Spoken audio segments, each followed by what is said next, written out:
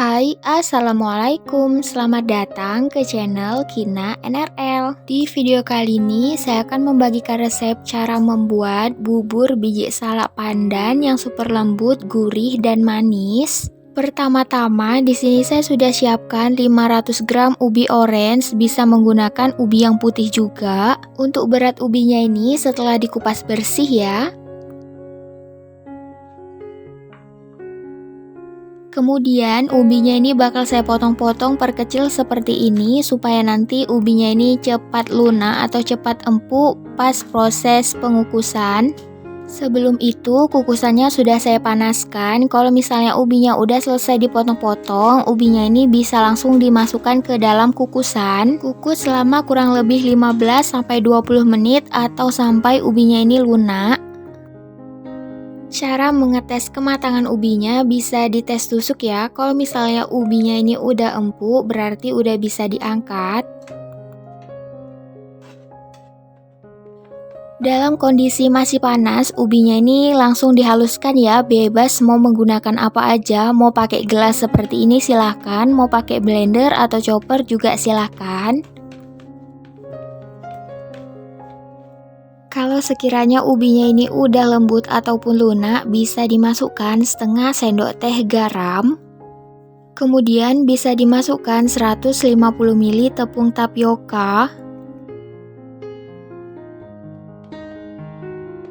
Kemudian saya tambahkan dengan setengah sendok teh perisa pandan. Kalau semua bahannya udah siap seperti ini bisa langsung diuleni aja, pakai tangan gak apa-apa ya, tapi sebelumnya tangannya harus dicuci bersih. Kalau dirasa adonannya ini terlalu kering, bisa ditambahkan air putih secukupnya per 1 sendok makan aja ya, jangan langsung banyak-banyak supaya nanti adonannya ini tidak terlalu lembek. Sebaliknya, kalau misalnya adonannya ini terlalu basah atau terlalu lembek, bisa ditambahkan tepung tapioka per 1 sendok makan, jangan langsung terlalu banyak supaya nanti adonannya ini tidak terlalu keras.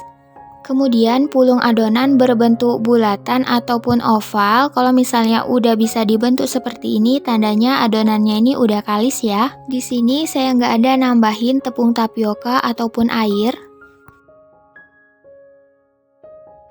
Pulung adonan hingga semua adonan habis. Untuk besar kecilnya adonan disesuaikan selera aja ya.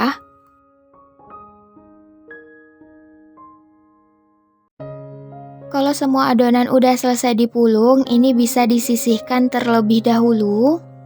Kemudian siapkan wadah, lalu larutkan 2 sendok makan tepung tapioka dengan 50 ml air putih. Aduk merata, kalau udah merata ini bisa disisihkan terlebih dahulu. Kemudian siapkan panci, teflon ataupun penggorengan, lalu bisa dimasukkan 175 ml gula pasir, setengah sendok teh garam, 1 lembar daun pandan yang udah disimpul seperti ini, dan 600 ml air putih. Kemudian masak dan aduk merata hingga gulanya ini benar-benar larut. Kalau misalnya gulanya ini udah larut, adonan yang udah kita pulung-pulung tadi ataupun adonan biji salaknya bisa langsung dimasukkan ya.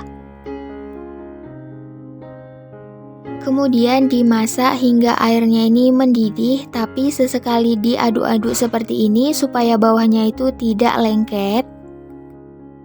Jika biji salaknya udah mengembang ataupun udah besar seperti ini dan ini udah pada mengambang ke permukaan, ini tandanya biji salaknya itu udah matang ya. Kalau udah seperti ini, larutan tepung tapioka yang udah dibikin tadi bisa dimasukkan, tapi sebelumnya diaduk merata supaya bawahnya itu tidak mengendap. Lalu masukkan larutan tepung maizenanya, tapi sambil diaduk-aduk seperti ini supaya nanti tepungnya itu tidak menggumpal. Kemudian diaduk, jangan berhenti sampai kuahnya itu mengental dan masak lagi hingga kuahnya ini mendidih ya. Jangan terlalu lama dimasaknya supaya nanti kuahnya itu tidak terlalu kental. Konsistensi kuahnya itu seperti ini ya, nggak terlalu kental dan nggak terlalu cair. Kalau udah seperti ini, kompornya bisa dimatikan. Lanjut kita bikin kuah santannya. Di sini saya masukkan 1 sendok makan tepung tapioka, setengah sendok teh garam, kemudian masukkan 500 ml santan dengan kekentalan sedang. Dan yang terakhir bisa dimasukkan 1 lembar daun pandan yang udah disimpul seperti ini. Masaknya menggunakan api yang sedang ya, jangan pakai api yang besar. Terus sambil diaduk-aduk terus menerus, jangan sampai ditinggalkan supaya nanti nggak pecah santan. Santannya ini dimasak hingga mendidih dan teksturnya itu kental ya. Nah, kalau konsistensi kekentalan santannya udah seperti ini udah siap digunakan ya, bisa dimatikan kompornya. Kemudian biji salaknya bisa disiapkan atau disajikan di dalam wadah lalu disiram dengan kuah santan di atasnya. Ini cocok banget disajikan ataupun dimakan pas berbuka puasa. Bubur biji salak pandan ini dimakan hangat-hangat enak, dimakan dingin juga enak banget ya. Kalau saya pribadi lebih suka buburnya itu baru keluar dari kulkas, rasanya tuh lebih enak, lebih seger dan teksturnya itu tetap lembut ya. Jika teman-teman suka dan penasaran gimana rasanya, silahkan dicobain resep ini ya. Sampai di sini dulu video kali ini, semoga video kali ini bermanfaat. Sampai ketemu lagi di video selanjutnya. Bye bye, assalamualaikum.